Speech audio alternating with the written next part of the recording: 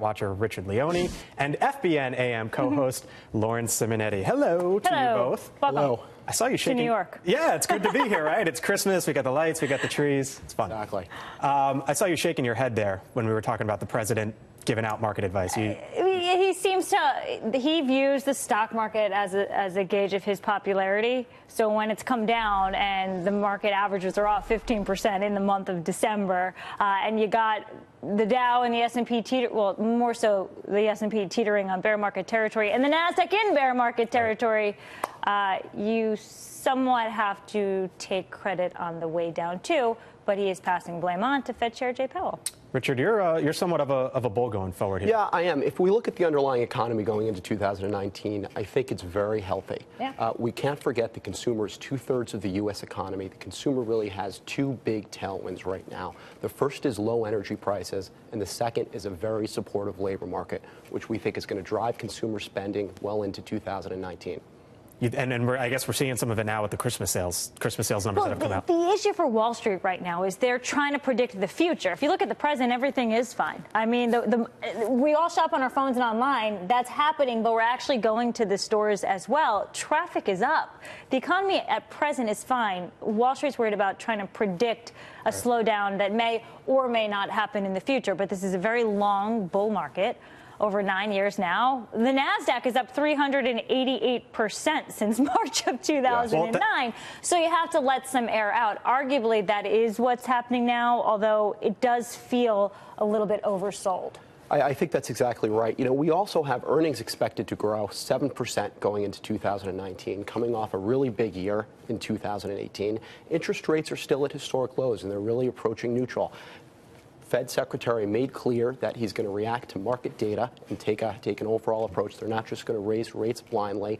And another factor is the sell-off we've seen in the markets, I think, are going to make it difficult for two things. It's going to make it more difficult for us to get further embroiled in a trade war, and it's going to make it harder to raise rates quickly. Yeah, but the president says he is going to take China head on. Why do you think it would sort of...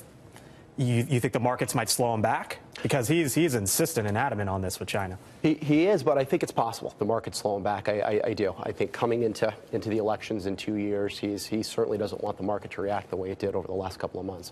Lauren, there's kind of a couple different ways you could look at this. You brought it up. The Dow is down about 19% from its high. The S&P about 20% from its high. The Nasdaq 20-something%. But they're all up triple since the crash. So what's the way to look at it? That it's down from the high or triple? And if you've been in somewhat over the last decade or so, you're doing pretty well. You can follow the president's advice since he's in the market for dispensing financial advice and just buy everything, but buy low. This is an interesting time of year also on the calendar because it's the final week of the year, so many folks are already away. They've closed their books. But it's also the time of the year, maybe volume is low, but you do have that Santa Claus, that historic rally, the end of the year. And it does go a little bit into the new year. So for that not to happen this year would be unusual. Having said that, this has been an unusual year. But stocks just went on sale for a lot of people looking to buy. And the fundamentals of the economy are absolutely strong. This segment is about the Nasdaq, right? It's about those tech-heavy stocks. So I do have a worry, and I'm curious your thoughts on this for 2019. You got a lot of major companies, unicorns, who came from the financial crisis, whether that's Uber or Lyft or Pinterest. They might make their stock market debuts in 2019. I'm not sure if this volatility and this downturn continues, if they'd be able to do that. I think that's certainly possible. You could see a hold on some of those debuts. In terms of technology companies, I really like blue chip names with valuation support going forward. Like which ones? Like Adobe, like Microsoft. I think the cloud computing business for Microsoft is a really good growth driver for them and supports a valuation premium. And looking at the FANG stocks, Microsoft is the only one not in bear market territory. The others have come down so tremendously because they had a nice run to the upside. 2019 looks like what you think?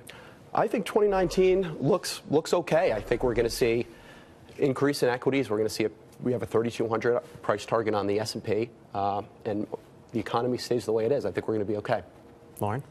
I don't think there's the R word on the horizon. I think the market's trying to talk itself into there being a recession. I don't see it, but then again, you don't usually see these things ahead of time. They kind of just happen, but there will be a slowdown.